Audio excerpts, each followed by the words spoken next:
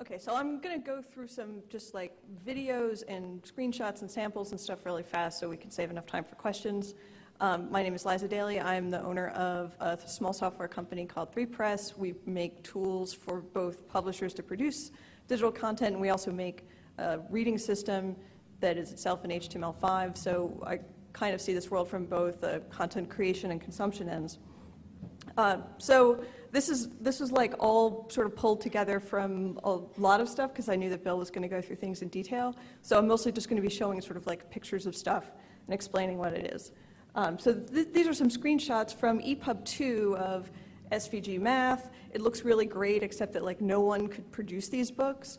So it was very rare to actually see SVG math in the wild, and most of the reading systems only had mediocre SVG that you didn't do, right? So streaming, okay, here's where the video stuff starts.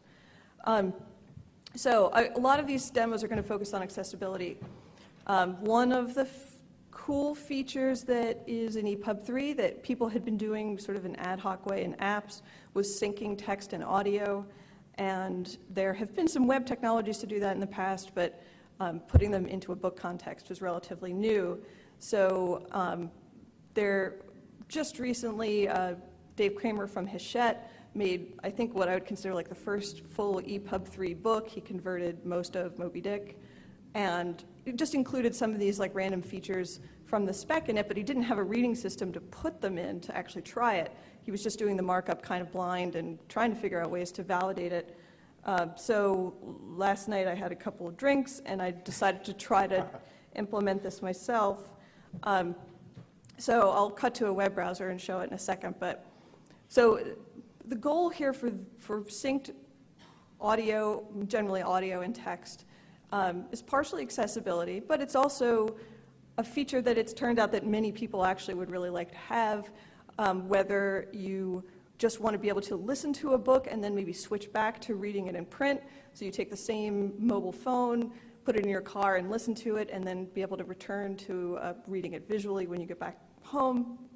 The structure for this in EPUB, it's going to be a little tricky to author because you just have to manually put in these sync points. But essentially it's a series of these parallel elements of where in the text this audio clip refers to and then the duration of that clip.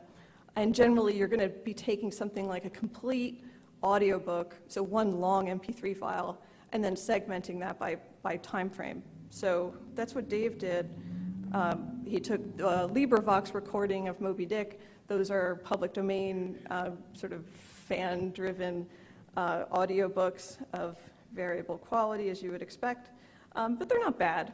So I took his XHTML, I wrote some JavaScript to kind of hook it up to HTML5 audio. I'm going to bend the mic down so my computer can play it, but you should see the text being highlighted as the individual audio segments are read.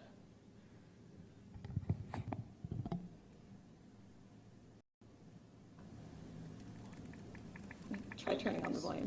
And by the way, this is recorded audio. This is not computer generated. Some years ago, never mind how long precisely, having little or no money in my purse and nothing particular to interest me on shore, I thought I would sail about a little and see the watery part of the world. It is a way I have of driving off the spleen and regulating the circulation. So, like, the hard part of this is, stop talking, thank you, is getting him to shut up. Yeah, I forgot to implement off. You should have used that for me. Yeah, the hard part of this is going to be authoring these things. We also have the ability in epub3 to use text-to-speech, and we've added and incorporated from other specs hints to those pronunciation engines to improve the TTS quality. But if you want to do it right, if you actually have an audiobook version that you want to embed with the EPUB, then doing the syncing thing is pretty cool.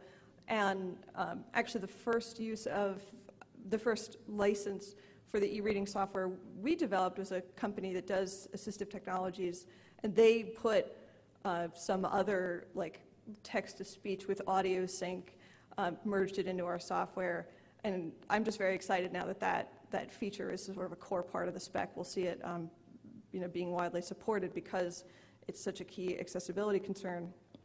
But there are other kind of enhancements to accessibility in epub3. That was the demo. This is not part of epub3,